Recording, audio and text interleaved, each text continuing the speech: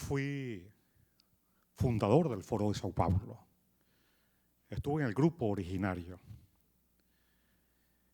Y me sedujo en aquella oportunidad la imagen, la historia de Lula. Porque yo también fui trabajador siderúrgico, fui obrero de la siderúrgica de Guayana. Y organizamos una lucha a escala nacional, democrática, de derechos de los trabajadores. Y eso me llevó fundamentalmente pues, a ser cofundador en el año de 1991 a esa reunión donde asistimos alrededor de 60 personas. Pero yo tuve una experiencia también anterior a esa, que fue haber vivido. Estuve varios meses en la Unión Soviética y conocí profundamente desde adentro el monstruo del estalinismo y las lecturas políticas de la época, la historia, pues nos permitió tener una visión clara sobre lo que era el estalinismo. En América Latina, en ese momento, para la fundación del Foro de Sao Paulo, corría lo que se decía el fantasma del neoliberalismo en América Latina, o lo que llamó el Papa Juan Pablo II el capitalismo salvaje. Y hubo muchas protestas, mucho rechazo a ese tipo de política económica. Y eso impregnó un poco ese ambiente a los trabajadores y a los sectores populares de América Latina en la idea de, desde el seno de los trabajadores, de las organizaciones populares, presentar un proyecto para América Latina diferente en términos democráticos, en términos económicos. Sin embargo, ahí estaba la mano, la presencia determinante, primordial, categórica del gobierno de Cuba, que le fue inmediatamente poniendo un sello a todas las aspiraciones iniciales que estaban en el Foro de Sao Paulo.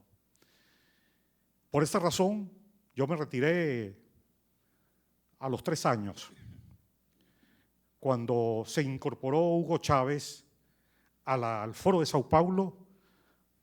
No regresé más.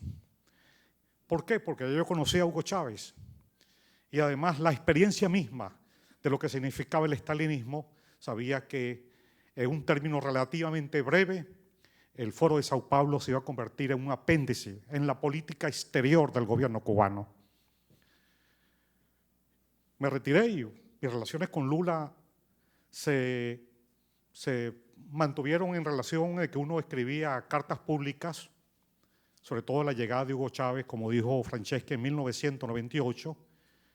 El triunfo de Chávez fue por la vía electoral, ganó limpiamente, es verdad, pero al poco tiempo el gobierno de Chávez le fue imprimiendo todo ese concepto de lo que es el estalinismo, sobre todo el peso decisivo del gobierno cubano y las relaciones con la FARC. Inmediatamente el gobierno de Chávez que entró en los carteles de la droga prácticamente desde el primer momento, y todo su diseño fue mantenerse en el poder a costa de lo que sea, pasando por encima de leyes, de constituciones, pasando sin importarle realmente el sentido democrático, la forma como había llegado.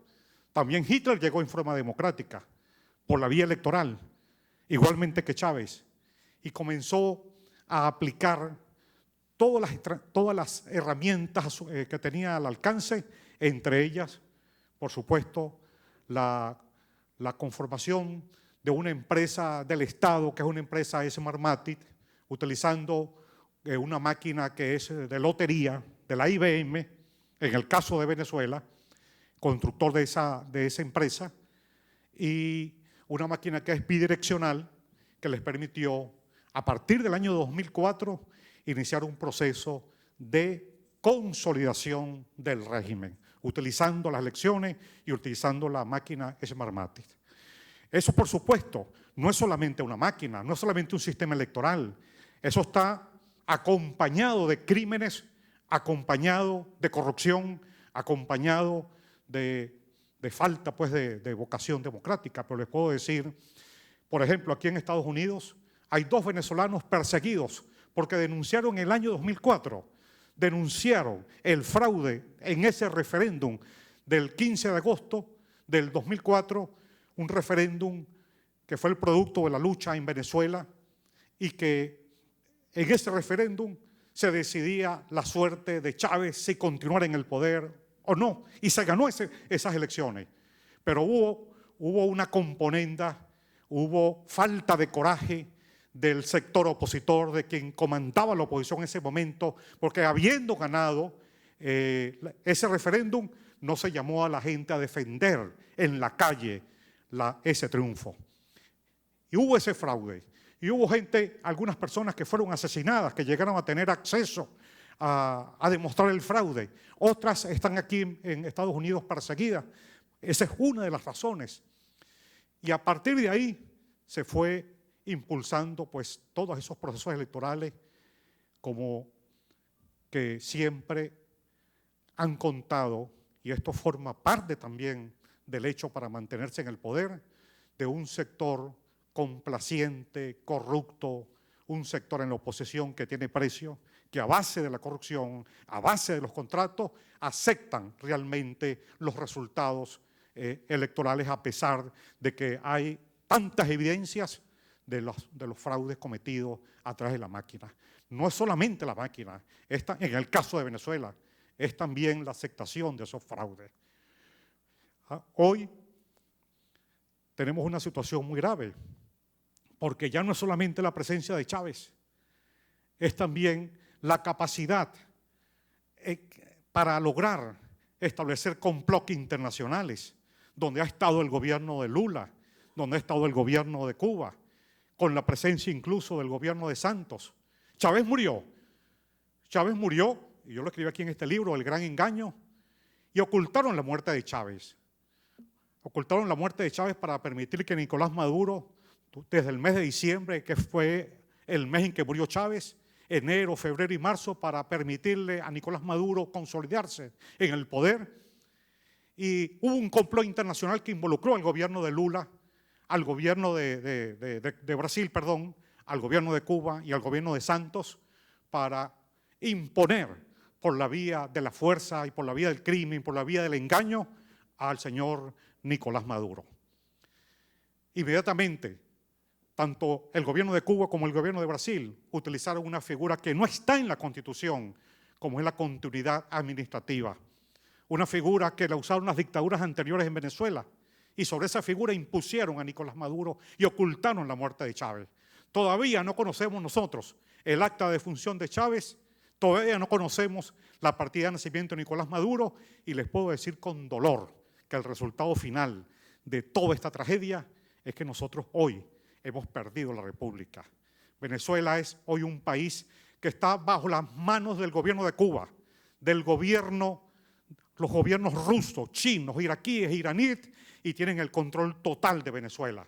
Esto ha provocado un éxodo de 2 millones de venezolanos y continuarán. Mientras tanto, nuestro pueblo está realmente en malas condiciones, en condiciones terribles, y no significa ninguna amenaza para Estados Unidos, si el pueblo venezolano. La amenaza es este régimen, no solamente para Estados Unidos, sino para toda América. Y lo lamentable es que el gobierno de Brasil está confabulado para mantener este régimen venezolano. Muchas gracias.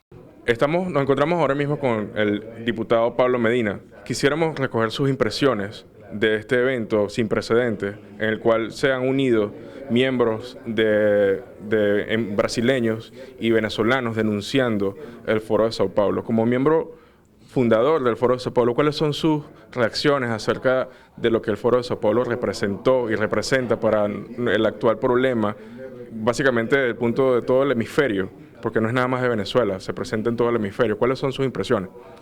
Bueno, yo creo que ha quedado muy claro que Venezuela es un ejemplo muy peligroso para los pueblos de América Latina y representa, no me refiero al pueblo venezolano, quiero que quede esto muy claro, el pueblo venezolano no representa ninguna amenaza para los pueblos de América Latina, para Estados Unidos, para la Unión Europea, puesto que nuestro pueblo hoy está sometido, está controlado, porque en Venezuela hay un narcoestado.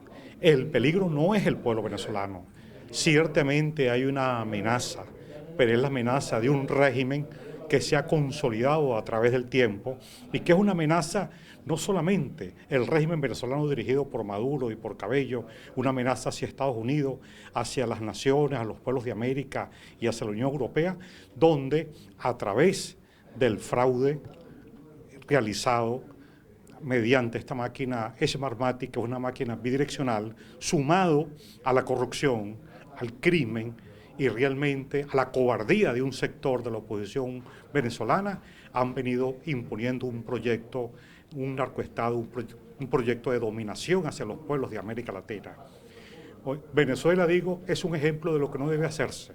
Y yo creo que el pueblo de Brasil y los pueblos de América Latina deben abrir los ojos frente a esta terrible realidad que significa hoy el régimen venezolano, a la cual hoy, lamentablemente, en Brasil también le han impuesto un sistema electoral, al igual que otros países de América Latina, que va conformando un control de nuestros países y nuestros pueblos. Vean el ejemplo de Venezuela. Hoy yo puedo decir que en Venezuela no tenemos patria. Venezuela ha sido repartida como nación, ha sido distribuida. Hay un conflicto internacional en Venezuela entre el pueblo venezolano y el gobierno de Cuba, el gobierno chino, Irán, Rusia, que se han apoderado de nuestros territorios, de los espacios acuáticos, del Estado venezolano, así lo controla Cuba, y las otras potencias se han apoderado de todo, incluyendo incluso la FARC de Colombia, que controla nuestra frontera y metales como el coltan.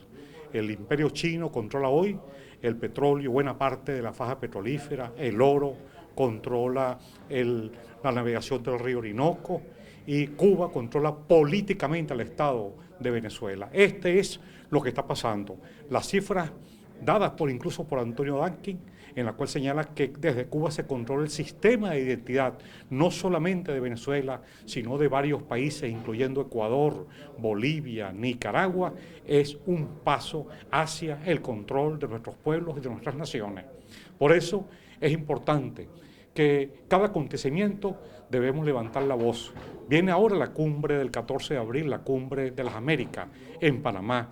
Debe ser una oportunidad para levantar nuestras protestas, el alerta a todos nuestros pueblos, porque prácticamente la OEA es controlada por estos gobiernos, por este sistema, pero no controlan la voluntad de los pueblos.